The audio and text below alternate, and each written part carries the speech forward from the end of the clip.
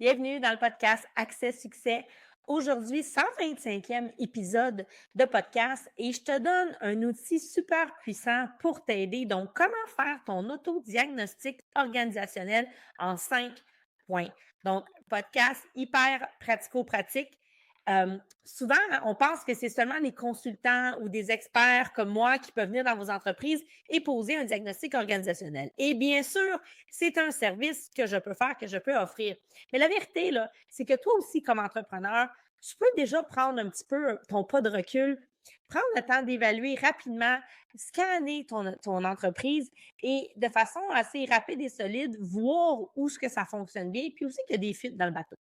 Donc, aujourd'hui, je te partage une méthode simple en 5 points pour faire ton propre autodiagnostic, évidemment, avec un vrai scan express de ton organisation. Alors, juste avant que je rentre dans le vif du sujet, je t'invite à t'abonner à la chaîne si tu n'es pas encore déjà abonné ou à me suivre. N'hésite pas à commenter dans les commentaires, à faire un j'aime.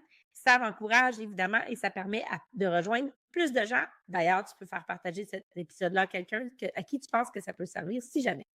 Donc, je me présente, je m'appelle Karine Roy, je suis coach d'affaires.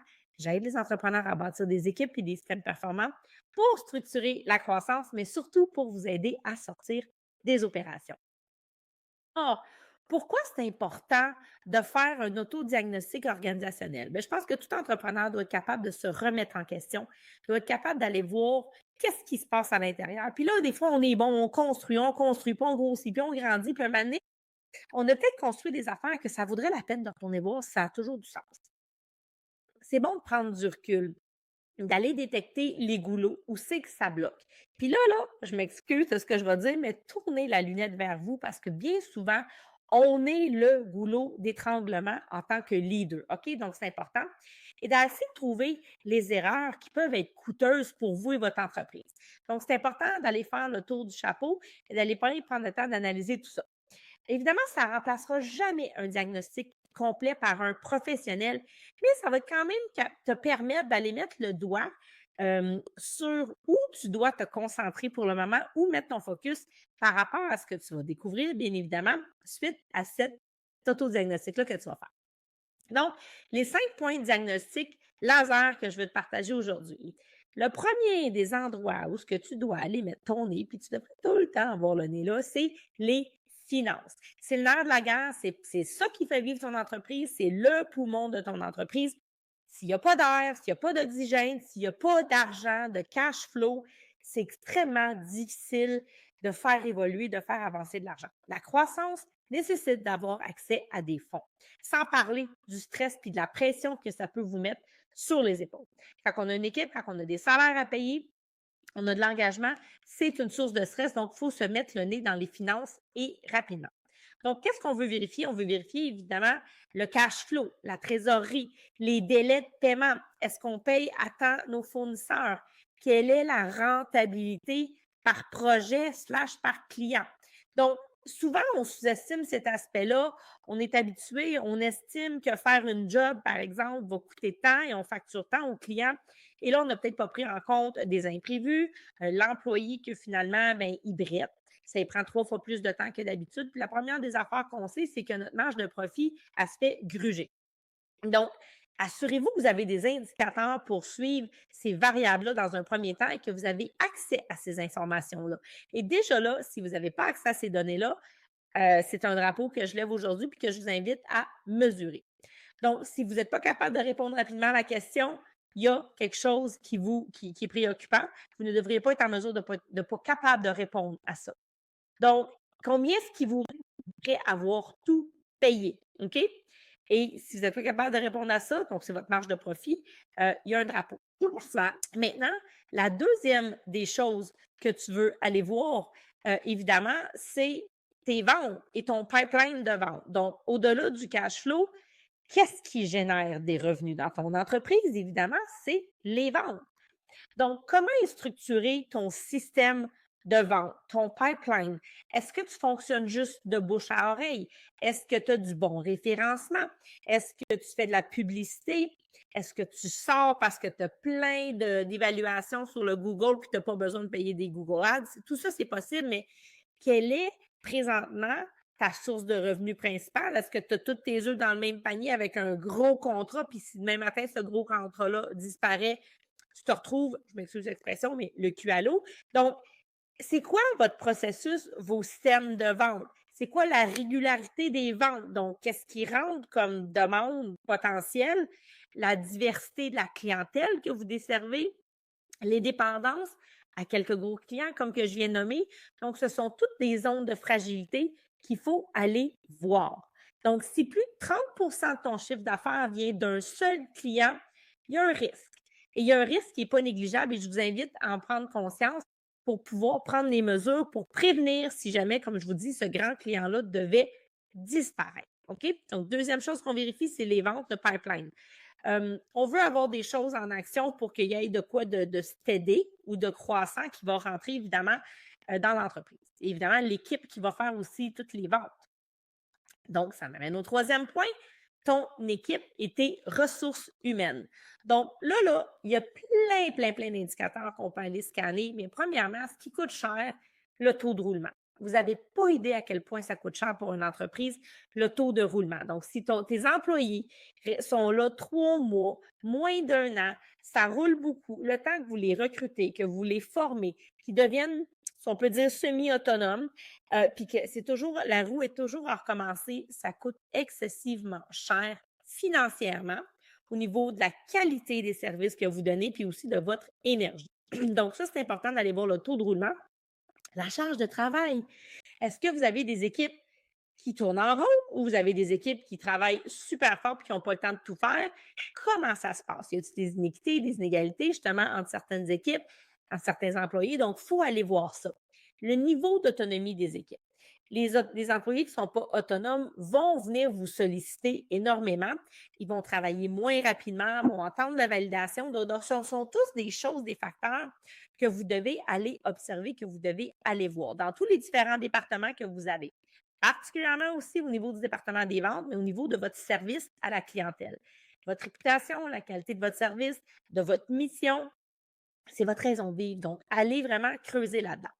Donc, encore une fois, petite astuce, excusez-moi, demandez-vous, si je disparaissais pendant 2 semaines, 3 semaines, 1 mois, est-ce que ça fonctionnerait ou ça s'écroulerait?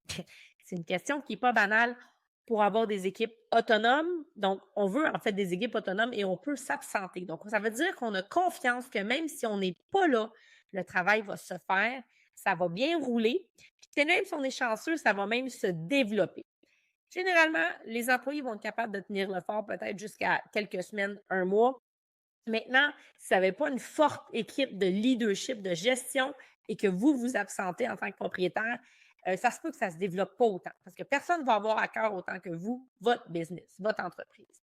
Donc, c'est important. Ça va vous donner un peu une idée où se situe votre niveau de dépendance, donc de vos employés, à quel point ils sont dépendants de vous ou pas. Est-ce que tout est dans votre tête?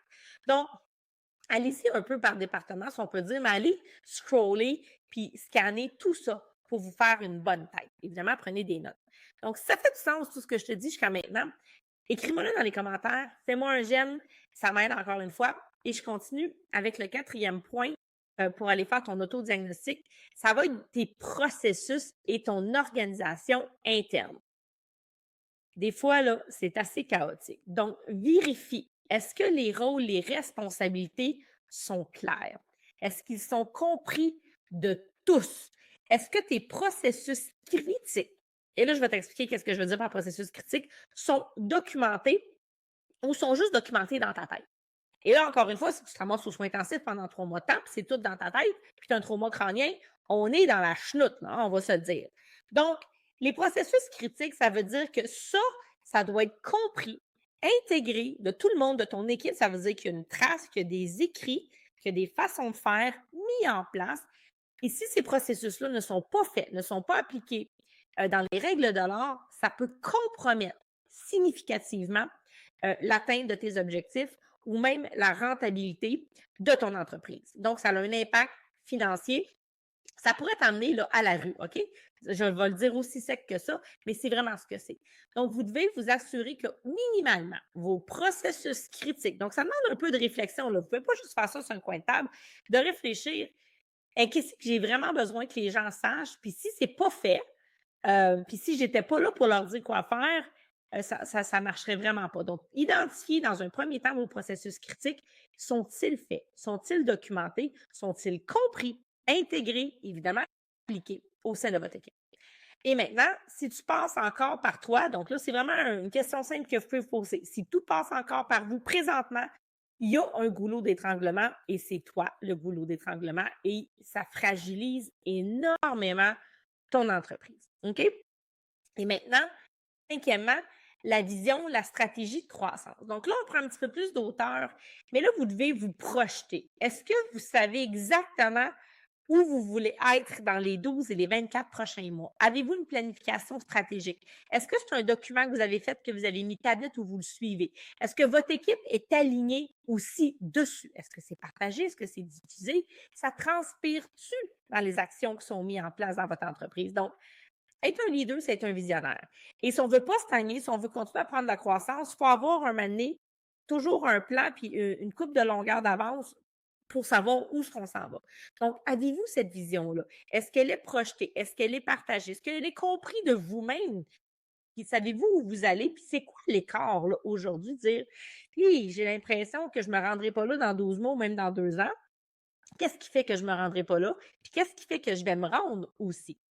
Donc, encore une fois, si ton équipe ne peut pas répéter les objectifs en leurs propres mots, donc ils comprennent clairement où ils s'en vont, ça veut dire qu'il y a un manque de clarté. Et je vous le dis, je le vois à 99 du temps avec les clients, on pense qu'on est clair parce qu'on l'a répété tellement souvent.